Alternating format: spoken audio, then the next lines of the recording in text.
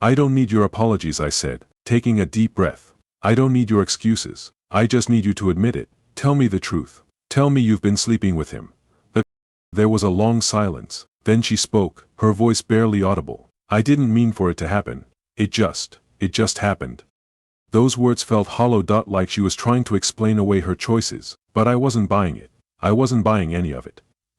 No, I said, my voice firm now. You chose him. You wanted it. You've been lying to me every single day. Her voice cracked again, and for a moment, I almost felt sorry for her. Almost. Please, just listen to me, she begged. No, I cut her off. I'm done listening. The anger I had been holding back finally broke free. I don't care about your excuses. I don't care about what you think is best for us. It ends now. You're done. I hung up before she could say another word. I didn't know what I was expecting, if she would beg, if she would plead for forgiveness, but it didn't matter anymore. What mattered was that I was done. I walked into our bedroom.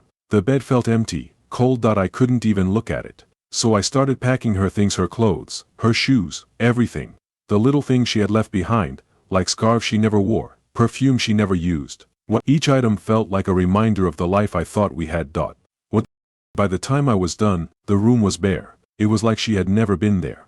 I stared at the pile of suitcases in the hallway, then without thinking, I picked up my phone again. This time, I didn't call Emily. I called her mother. I needed her to come get her things. I couldn't do it anymore.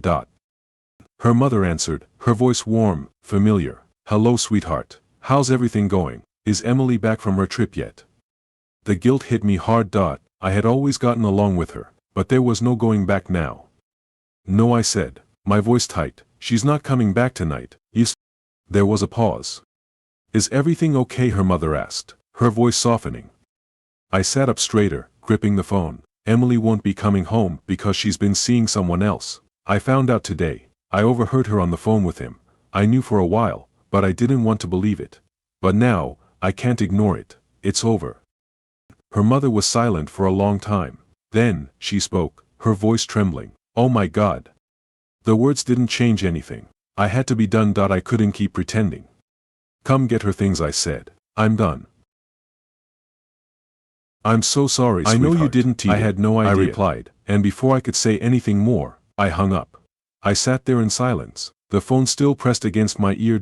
I didn't feel any better. I didn't feel any relief. It was like my body had been drained of everything but exhaustion and emptiness. I was tired of carrying this weight, tired of pretending everything was okay when it clearly wasn't. The suitcases were packed. The betrayal had been acknowledged, and Emily's mother was on her way to pick up the remnants of the life I had once built with her daughter. But there was one more thing left to do. I needed to let her know what was coming next, and I had no intention of being kind when I did. This wasn't about kindness. This wasn't about being the bigger person anymore. This was about getting out of this hell, no matter what it cost. No matter how much it hurt. I needed a divorce, and I was going to make sure she understood just how deep this cut ran. I grabbed my laptop and began typing out the email. I was going to do this once, and for all. The words came easily, the anger, the hurt, the betrayal. I pressed send. Then I sat there, staring at the screen, my finger hovering over the mouse as the finality of it all settled in. Sending that email felt like severing the last string that connected me to the woman I had once loved, the woman I thought I knew. There was no turning back after this. I couldn't unsend it. I couldn't undo the decision. But as I clicked the send button, something shifted inside me. The pain didn't disappear, but it felt different. It felt like a release, like I had finally taken back control over my life. No more secrets. No more lies. No more pretending. The email was simple, to the point. It wasn't filled with anger or harsh words. I wasn't going to waste any more energy on that. I didn't need to explain myself. She knew exactly what she had done. She knew exactly why this was happening. Emily. I've made my decision. This marriage is over. I don't know how long you've been seeing him, but it doesn't matter. What matters now is that I can't live in the shadows of your lies any longer. I don't want to hear excuses or apologies. I don't want to discuss this any further. It's done. I've packed your things. Your mother will be coming to pick them up shortly. If you have anything left to say, say it to her, because I don't want to hear it. I'm filing for divorce. Don't contact me again. Goodbye. Fencing Trinin. I stared at the screen for a moment, watching the words blur together in front of me. The weight of what I had just done hit me all over again. It was over. There was no going back. Emily was gone, and what we had was gone too. But there was no relief, no catharsis. It was just the quiet ache of losing everything, the numbness that followed betrayal. I didn't feel anger anymore, just emptiness. What? It wasn't long before my phone buzzed with a text notification. I almost didn't want to check it, but I knew it was coming. I didn't know what she would say. I didn't know if she would try to apologize, beg me to reconsider, or lash out in anger. I had braced myself for anything, but when I opened the message, what I read surprised me. With Emily, I didn't think you'd go this far. Please just talk to me. I'm so sorry. I didn't mean to hurt you. It wasn't supposed to be like this. I blinked. I read it again. I didn't think you'd go this far. That line stuck with me. It wasn't about how she had hurt me. It wasn't about what she had done to destroy us. It was about her surprise that I was finally standing up for myself, finally drawing the line. And that was the thing that hit hardest of all. I had always been the one who let things slide, the one who excused her late nights, her distant behavior, her vague answers when I asked about her trips. I had always been the one to cover for her, to keep the peace, to let her be whoever she wanted to be, whatever that was. But now I was the one who had made the choice, and she was shocked. It took me a moment to gather myself, to breathe through the crushing weight of it all. I didn't want to engage with her anymore. She didn't deserve another minute of my time. I typed a response. My hands were steady, but my heart was heavy. I'm done. There's nothing more to talk about. I hit send before I could second guess myself. I didn't need closure. I didn't need her to explain herself. I didn't need her words or her regrets. What I needed now was to move forward. But just as I put the phone down, my mind wandered back to that conversation I had overheard, the one with her lover. The way she said, "I've missed you so much and I can't wait to see you," still echoed in my mind. The fact that she could say those things to him so easily, so without a second thought, made something inside me snap. I realized, in that moment, that this wasn't just about her affair, it was about who she had become. The woman who could lie so effortlessly, who could betray me without hesitation. That wasn't the woman I married. The woman I married would never have done this. But she was gone, replaced by someone I didn't even recognize. I had been living with the idea of who she was, but now I was seeing her for who she had truly become. And it hurt more than anything. By the time her mother arrived to pick up her things, I had already moved into the living room, away from the bedroom, where the suitcases waited. I didn't want to see Emily's mom. I didn't want to face her or explain myself. I just wanted it to be over. I could hear the doorbell ring, followed by the sound of her mother's footsteps in the hallway. She knocked softly on the door, then opened it without waiting for me to invite her in. I looked up, meeting her eyes, and for a brief moment, I saw a flash of what seemed like sympathy in her gaze. "I'm sorry, sweetie," she said quietly. "I never imagined. None of us did. I just nodded. There wasn't anything to say. I had already said everything I needed. Emily had chosen this path, and now it was time to face the consequences. She had hurt me beyond repair, and I wasn't about to make excuses for her. Her mother bent down, picking up the first suitcase. Her hands trembled as she did, but I didn't say anything. "I'll make sure she gets these," she whispered. "She's going to need help. She's going to have a hard time with all of this." I didn't respond. I couldn't. I just watched as she loaded the last of Emily's things into her car and drove away, and as the sound of her car faded into the distance, I realized something. It was truly over. Then, the house was eerily quiet once Emily's mother left with her belongings. I had never realized how much sound came from two people living together, how much background noise there was. The low hum of the refrigerator, the sound of footsteps in the hallway, the soft rustle of the curtains in the breeze. It had all become so routine that I didn't even notice it until it was gone. But now it felt like I was living in a ghost town. I walked around the house, touching things absent-mindedly. Emily's favorite mug still sat on the kitchen counter.